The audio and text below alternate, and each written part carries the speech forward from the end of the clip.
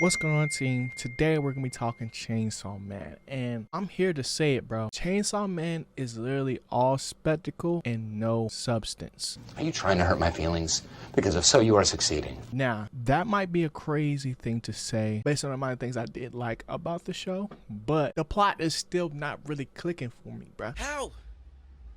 I'm saying, how? Like, talk to me, bro. Like, I get that there's a gun devil. We haven't seen what the gun devil looks like. I get that it's season 1. But because I feel like there's no real conviction from the main character, that being Denji, everything's kind of just up in the air. I definitely still have a lot of questions, and I'm excited to get those answers, but I'm gonna have to wait until the next season. And don't get me wrong, I still do enjoy watching the anime, and you know, we got to see some new characters that are gonna replace the ones we lost, which is, you know, kind of cool. But I still feel like things are like a little bit more show and tell than anything else. I think Aki's new ability to kind of like see into the future a little bit is really cool, but shortening his lifespan to like 2 years definitely gonna put a crunch on things. Now, I did like the training arc that Denji and Power went on, but it wasn't as long and it wasn't as extensive as I thought, you know, it would be. I think it's cool that we got to see them grow, but Denji's powers are still a mystery to even him. Like, he's literally growing as he's fighting, which is a fun thing to see in the moment, but what are we going to do for the rest of that time?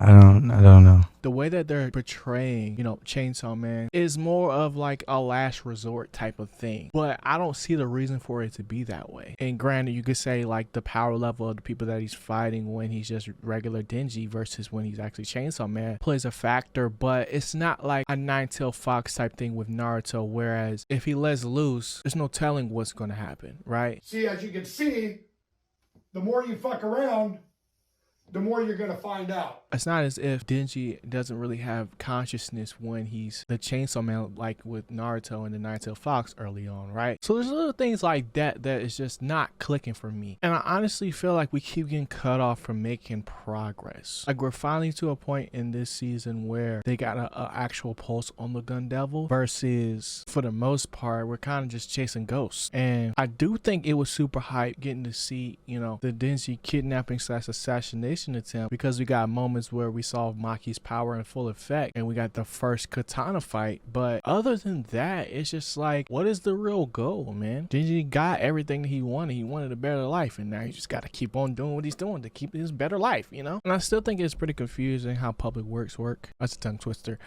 because I still can't tell which side they're really on, if I'm being real. Like, I'm not sure if the gun devil is more of a metaphor or actual entity, because we ain't really seen it yet, you know? We seen what a Chainsaw Man looks like, we seen what a Katana Man looks like. What does a gun man look like? You know what I'm saying? Like, is he just spitting out guns and that's what he's using to traffic all this money and all the organization stuff? Or is probably secretly working for Gun Devil? Like, I don't know. And I guess we'll find out, but it's just frustrating not really having a North Star in anything in Chainsaw Man. I thought you were bad. You ain't bad. You ain't nothing. I think the most interesting part of this show is Makima, because you just can't read her, bruh. But other than that, I think the fact that they capture Katana Man is really going to help, because they're probably going to be able to get some answers from him about the gun devil. But bringing all the special division together under one roof and consolidating your power, I think is going to be a good thing for the show overall, just because it'll keep things interesting. But I don't know, man, it's just not hitting the way it needs to hit from a story standpoint, at least. Now, if you're looking for anime content, movie, TV show content, this is the place to be. Whether you want to see anime commentary videos like this or movie reviews and TV series breakdowns, got it here for you, bruh.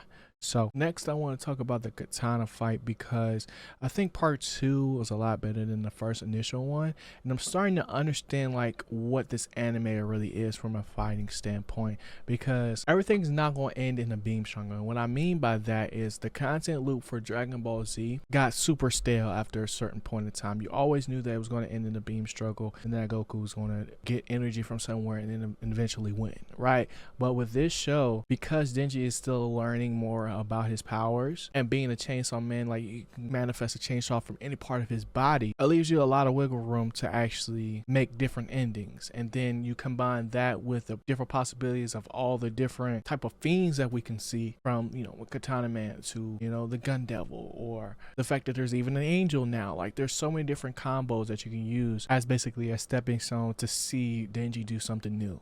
Logical. So I really do enjoy that. Now, like I said before, I'm still like enjoying this show in itself, like from a spectacle standpoint, but I'm not really geeked to watch it like every week. I'm just here so I won't get fined. For me right now, the only animes I'm really geeked to see every week is pretty much Blue Lock and My Hero. Now, I think my favorite duo in this anime is pretty much Denji and Power. I don't know who'd be a better one, but I think it's the fact that, you know, you combine Denji's carelessness and then Power's unpredictable nature. That's a recipe for disaster, and it's just super fun to see those two interact at all times because you just don't know what could happen, bro. And their training arc was probably one of my favorite moments of this whole anime so far. I'm still not really feeling Denji as a MC particularly, but I'm enjoying learning more about the other characters like Aki and seeing why he has such a stoic demeanor. Now, like I said before, Makima's probably still the most interesting character in the show because I want to know what her true motivation is, right? Like, yes, she's OP, but she still answers to somebody. What is it that they have on her, or what really drives her to move the way that she does? Because her manipulation skills are on point, bro. Like, she be going crazy, and I just don't know what her real intentions are, and that's what I'm pretty much excited to see. Now, my guess at this point is that we won't actually see the Gun Devil until the end of season 2, and I haven't read the manga or anything, so I don't know what's coming up next. That's just, you know, what I'm predicting, going off the pace that we're going on right now. But other than that, that's pretty much it. I mean, I guess I'll just post a question to y'all, like, has this anime lived up to